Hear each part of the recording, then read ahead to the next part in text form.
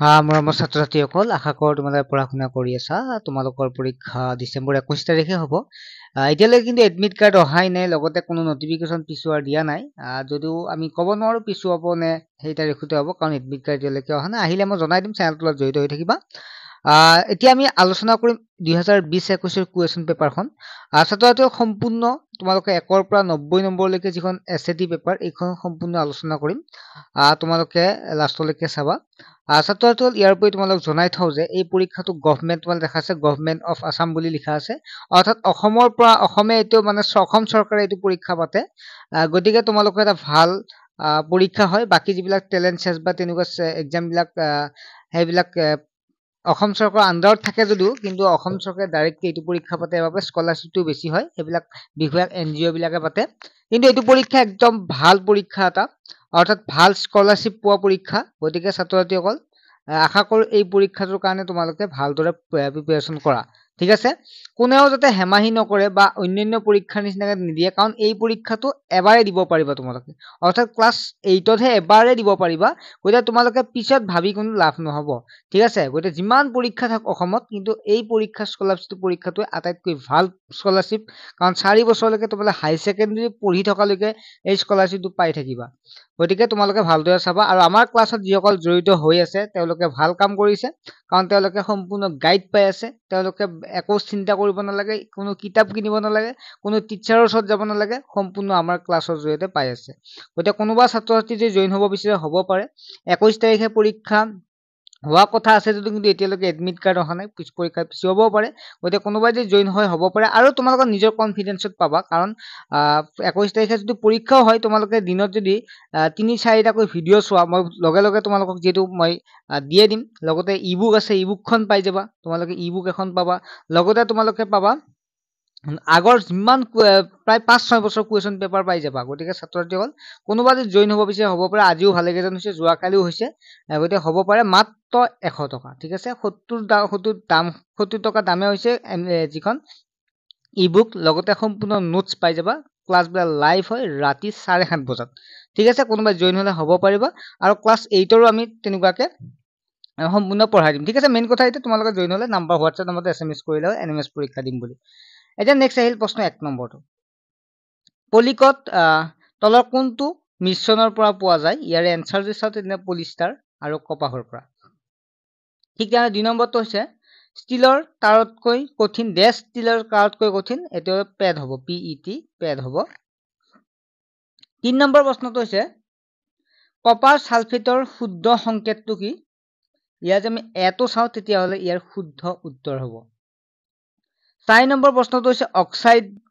of non metals R অৰ্থাৎ অধাতুৰ oxide সমূহ হল ইয়াৰে এচিড হ'ব শুদ্ধ উত্তৰ 5 নম্বৰ প্ৰশ্ন হৈছে তলৰ কোনটো প্ৰহাৰ কৰি পাত তৈয়াৰ কৰা হয় ইয়াৰে হৈছে জিংক ঠিক আছে ন্যূনতম উষ্ণতা যত পদাৰ্থৰ এটা জ্বলে হেতু হৈছে ইয়াৰে হৈছে জ্বলনাংক আৰু তোমালোক যিসকল আমাৰ ক্লাছত আছে এটা কমেন্ট কৰি জনাবা স্যাৰ মই ক্লাছত আছো বুলি একদম অনুৰোধ কৰিছো সকলোৱে যাতে এটা কমেন্ট কৰি জনায় কোন কোন ক্লাছত আছে ঠিক আছে প্ৰায় 300তকৈ অধিক ছাত্ৰ ছাত্ৰী আমাৰ ক্লাছত জড়িত হৈ আছে জাস্ট এটা SMS কৰিব স্যাৰ মই ক্লাছত আছো বুলি ঠিক আছে আৰু যেটো প্ৰাইভেট স্কুলৰ ছাত্ৰ ছাত্ৰীয়ে পৰীক্ষাটো স্কলাৰশ্বিপটো নাপায় গতিকে যেটো চৰকাৰী বিদ্যালয়ৰ ছাত্ৰ ছাত্ৰীয়ে সুবিধা হয় গতিকে পোৱাৰ চান্সটো বেছি থাকে অলপমান কষ্ট কৰাৰ ফলত ঠিক আছে আৰু মই লম তোমালোকৰ মাত্ৰ 100 টকা 200 টকা আছে এতিয়া 100 টকা লম আৰু তোমালোকে লাভ কৰিব পাৰিবা 48000 টকা ঠিক আছে নেক্সট হল কাৰ্বনীকৰণ হৈছে হল ইয়াৰে এনসাৰটো চাও তেতিয়াহলে ডি টো হ'ব শুদ্ধ উত্তৰ মৃত গছগছনিৰ কয়লালৈ পৰিৱৰ্তন 8 নম্বৰ প্ৰশ্নটো হৈছে তলৰ কোনটো প্ৰকাৰৰ কয়লা আটাইতকৈ ব্যৱহাৰযোগ্য এটো এবাৰো ইম্পৰ্টেন্ট তোমালোকে চাই থাকিবা এটো হৈছে এন্থ্ৰাসাইট নেক্সট হৈছে বায়ুৰ অনুপস্থিত কয়লাৰ দহন উৎপন্ন কৰে ইয়াৰে যদি আমি চাও কক ঠিক আছে বি টো হ'ব ইয়াৰ শুদ্ধ কক কল গ্যাস আৰু কলটাৰ তাপ ঠিক আছে নেক্সট হল 10 নম্বৰ প্ৰশ্নটো হৈছে জ্বলনৰ বাবে প্ৰয়োজন ইয়াৰে সি টো হ'ব ইয়াৰ শুদ্ধ উত্তৰ অক্সিজেন অংকখিনি মই আমি লাইভ ক্লাছতে পঢ়াই দিম জাস্ট মই এনসাৰ খিনি কৈ দিছো হা আমি লাইভ ক্লাছত পঢ়াইছো চাগে আৰু আকৌ এবাৰ মনত পেলাই দিম পঢ়াই দিম তোমালোকে আৰু যিসকল জড়িত হ'ব তোমালোকে পাই যাবা মই লিংক বিলাক লগে লগে আগৰ ক্লাছ বিলাক পঠিয়াই দিম ঠিক আছে 1 মিনিটত পঠিয়াই দিম পেমেন্টটো কৰি কি মোক কলে হল 11 নম্বৰ প্ৰশ্নটো যদি চাও তেতিয়া হলে ইয়াৰ উত্তৰটো হ'ব বি টো হ'ব শুদ্ধ উত্তৰ 12 নম্বৰত হ'ব ডি টো এইবিলাক বুজাই দিব লাগিব হা এইবিলাক বুজাই দিব লাগিব 13 নম্বৰটো বাৰু মই বুজাই দিছো যোগাত্মক বিপৰীত হৈছে যদি মাইনাস থাকে তেতিয়া হলে যোগাত্মক বিপৰীত প্লাস হ'ব যদি প্লাস থাকে মাইনাস হ'ব এটা -5/9 মানে যোগাত্মক বিপৰীত হৈছে +5/9 14 নম্বৰ প্ৰশ্নটোলৈ আহিছো এইবিলাক অংক আমি কৰিও দিছো আকৌ প্ৰেক্টিস কৰিম এটো হৈছে 14 নম্বৰ প্ৰশ্নটো হ'ব ইয়াৰে শুদ্ধ উত্তৰ b টো হ'ব -1 15 নম্বৰ প্ৰশ্নটোৰ যদি শুদ্ধ উত্তৰটো চাও তেতিয়া হলে ইয়াৰ হ'ব a টো অৰ্থাৎ a আৰু b অনুপাত যদি আমি চাও 5:7 এতিয়া 4 বছৰৰ পিছত কিহতৰ অনুপাত বয়সৰ অনুপাত 3:4 হয় এ বৰ্তমান বয়স হ'ল কিমান 30 সেকেন্ডত কৰিব পাৰিব এইবিলাক আনসাৰ এটো হ'ব ইয়াৰ শুদ্ধ উত্তৰ নেক্সট 16 নম্বৰ প্ৰশ্নটো হৈছে এটা বহুভুজৰ প্ৰতিটো বহিকোণৰ জোখ 45 ডিগ্ৰী সুষম বহুভুজটোৰ বাহুৰ সংখ্যা হ'ল ইয়াৰ আনসাৰটো হ'ব এটো r হ'ব 17 নম্বৰ প্ৰশ্নটো ঠিক তেনেদৰে তলৰ কোনটো অসত্য ইয়াৰ যে আমি আনসাৰ চাও তেতিয়া হলে সকলো ৰম্বাসে সামান্তৰিক সকলো সাম্পন্তৰিকে ট্ৰেপেজিয়াম আমি আনসাৰ যদি চাও তেতিয়া হলে সি টো হ'ব শুদ্ধ উত্তৰ সকলো আয়তক্ষেত্ৰই বৰ্গক্ষেত্ৰ ঠিক তেনেদৰে 18 নম্বৰ প্ৰশ্নটোৰ তোমালোকৰ শুদ্ধ উত্তৰ পাবা এই যিটো আছে ডি টো হ'ব 19 নম্বৰ প্ৰশ্নটো একেবাৰে সহজ ইয়াৰ শুদ্ধ উত্তৰ হ'ব 30 এটা তোমালোক কিছুমান ছাত্ৰ ছাত্ৰীয়ে কি ক'ব অংক দেখা পাই ভয় খাব কিন্তু আমি যিসকল ছাত্ৰ ছাত্ৰী আছে আমাৰ ক্লাছত তেওঁলোকে গম পাই যে এটো মাত্ৰ আমি 15 সেকেন্ড বা 10 সেকেন্ডতে আমি কৰি উলিয়াব পাৰো গতে 19 নম্বৰ হ'ব সি টো হ'ব শুদ্ধ উত্তৰ 20 নম্বৰৰ প্ৰশ্নটোৰ উত্তৰ হ'ব ডি টো অৰ্থাৎ 900 তলৰ কোনটো পাইথাগোৰান ত্ৰিপদ এটো আনসাৰটো চাও তেতিয়া ডি টো হ'ব ইয়াৰ শুদ্ধ উত্তৰ 22 নম্বৰ প্ৰশ্নটো কেৰ মান উলিওৱা এটো 5 সেকেন্ডত উলিয়াব পাৰিবা এটো হ'ব ইয়াৰ শুদ্ধ উত্তৰ 23 নম্বৰ প্ৰশ্নটো শুদ্ধ উত্তৰ হ'ব বি টো 24 নম্বৰটো হ'ব সি টো 25 নম্বৰ এনেকুৱা 26 নম্বৰ একেবাৰে সহজ 25 ৰ হ'ব সি উত্তৰ 26 ৰ হ'ব এ নম্বৰ 27 টো শুদ্ধ উত্তৰ হ'ব ডি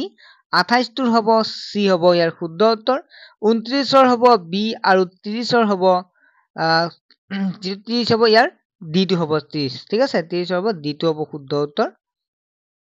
তাৰ পিছত নেক্সট হল 31 নম্বৰ প্ৰশ্নৰ শুদ্ধ উত্তৰটো হ'ব বি টো 32 নম্বৰ যদি আমি চাও তেতিয়া হলে প্ৰশ্নটোৰ উত্তৰ হ'ব ডি টো হ'ব শুদ্ধ উত্তৰ 33 নম্বৰ যেটো আছে এটা লুডু গুটি দলিওৱা হল এটা অযুগ্ম হোৱা সংখ্যা পোৱাৰ সম্ভাৱিতা কিমান ইয়াৰে এটো হ'ব হাফ হ'ব ঠিক আছে তোমালোকে জানা লুডু গুটি এটা কেনেকৈ আমি উলিয়াও হনে আটা নেক্সট 34 নম্বৰটো একেবাৰে সহজ এটা মুদ্ৰা টস কৰা হল এটা মুণ্ড পোৱাৰ সম্ভাৱিতা কিমান ইয়াটো হ'ব ডি টো হ'ব শুদ্ধ উত্তৰ হাফ হ'ব ইয়াৰ আনসাৰ 35 নম্বৰ প্ৰশ্নটো শুদ্ধ উত্তৰ হ'ব ইয়াৰে যদি 15 জন মানুহে 48,000 টকাত 48 ঘণ্টাত এখন বেৰ বনাব পাৰে তেন্তে একোটা কাম 30 ঘণ্টাত কৰিবলৈ কিমান মানুহৰ প্ৰয়োজন হ'ব ইয়াৰে শুদ্ধ উত্তৰটো হ'ব এটো হ'ব 24 26 নম্বৰ হৈছে এটা ট্ৰেপেজিয়ামৰ সমান্তৰাল বাহু দুটাৰ জোখ 14 সেন্টিমিটাৰ আৰু 18 সেন্টিমিটাৰ আৰু সিহঁতৰ মাজত দূৰত্ব 9 সেন্টিমিটাৰ তেতিয়াহলে ট্ৰেপেজিয়ামটো কালি কিমান হ'ব বি টো হ'ব শুদ্ধ উত্তৰ 144 বৰ্গ সেন্টিমিটাৰ নেক্সট 37 নম্বৰ প্ৰশ্নটো হৈছে ইয়াৰ শুদ্ধ উত্তৰ এটা হনকৰ পৃষ্ঠৰ মুঠ পৃষ্ঠকালি 150 বৰ্গ সেন্টিমিটাৰ ইয়াৰ আয়তন কিমান হ'ব বি টো হ'ব শুদ্ধ উত্তৰ 125 ঘন সেন্টিমিটাৰ 38 নম্বৰ ৰজনীয়ে এটা পুতলা 75 টকাত কিনিলে আৰু সেইটো 100 টকাত বিক্ৰী কৰিলে তাৰ লাভৰ শতাংশ হ'ব সি টো হ'ব শুদ্ধ উত্তৰ মই আগতে কৈছো অংকখিনি আমি লাইভ ক্লাছত পঢ়াই দিম কাৰণ এনেকৈ বুজালে বহুত সময় লাগিব আৰু বুজিও নাপাবা ঠিক আছে নেক্সট হৈছে আমি চাও 39 নম্বৰ প্ৰশ্নটো যে চাও যদি 8টা আপেলত 10.40 অৰ্থাৎ আমি 10 টকা 40 পইচাৰ খৰচ হয় তেন্তে 33 টকা 80 পইচাত কিমানটা আপেল আনিব পৰা যাব ইয়াৰ আনসাৰ হ'ব 26 হ'ব ইয়াৰ শুদ্ধ উত্তৰ সি টো 40 নম্বৰ হৈছে যদি তিনিটা অংক বিশিষ্ট সংখ্যা 24x টো 9 ৰে বিভাজ্য তেন্তে x ৰ মান কি হ'ব আনসাৰ হ'ব 3 41 নম্বৰ প্ৰশ্নটো যদি আমি চাও তেতিয়া হলে এটো সমাজ বিজ্ঞানৰ প্ৰশ্ন বাকি হিন্দি তোমালোকে চাবা ভূগৰ্ভত থকা শিল আদিৰ সংযুক্ত তেজস্ক্ৰিয় পদাৰ্থৰ পৰা নিৰ্গত হোৱা শক্তি হৈছে ডি হ'ব ইয়াৰ শুদ্ধ উত্তৰ ভূতাপীয় শক্তি বুলি কোৱা হয় শক্তি সম্পদক ভাগ কৰিব পাৰি ইয়াৰে এ বি সি ডি অপচনৰ হ'ব বি টো উত্তৰ হ'ব দুটা ভাগত ভাগ কৰিব পাৰি তলৰ কোনখন মহাদেশত জনসংখ্যা আটাইতকৈ বেছি ইয়াত এছিয়া হ'ব ডি টো হ'ব শুদ্ধ উত্তৰ অসমত জনসংখ্যা ঘনত্ব প্ৰতি বৰ্গ কিলোমিটাৰত 397 জন ডি টো হ'ব শুদ্ধ উত্তৰ তলৰ উল্লেখ কৰা কোনখন মহাদেশত মানুহৰ স্থায়ী বসতি নাই ইয়াৰে হ'ব সি টো হ'ব এণ্টাৰ্কটিকা কৃষি এবিধ ইয়াৰে হ'ব এটো হ'ব প্ৰাথমিক বৃত্তি হ'ব শুদ্ধ উত্তৰ অসমৰ একমাত্ৰ পৌৰ নিগম পৰিচালিত মহা নগৰখনৰ নাম কি হ'ব ইয়াৰ গুৱাহাটী হৈছে কোন চনত 26 ডিচেম্বৰ ৰাতিপুৱা সুনামিয়ে ভাৰতৰ পূব উপকূল অঞ্চলত মহাপ্ৰলয়ৰ সৃষ্টি কৰিছিল 2004 চনত কোনটো গ্ৰহক নীলা গ্ৰহ বুলি কোৱা হয় ইয়াৰে হ'ব চিটো হ'ব শুদ্ধ উত্তৰ পৃথিৱীক কোৱা হয় আকৰিক লোৱা আহৰণৰ ক্ষেত্ৰত পৃথিৱীৰ ভিতৰতে ভাৰতৰ স্থান হৈছে চতুৰ্থ অসমত নৱবৈষ্ণৱ ধৰ্ম কোনে প্ৰচাৰ কৰিছিল ইয়াৰে এনসাৰটো হৈছে শংকৰদেৱে অদ্বৈতবাদৰ অৰ্থ কি হৈছে আত্মা আৰু পৰমাত্মাৰ মিলন 53 নম্বৰ প্ৰশ্নটো হৈছে ৰামচৰিত মানস কোনে ৰচনা কৰিছিল তুলসী দাস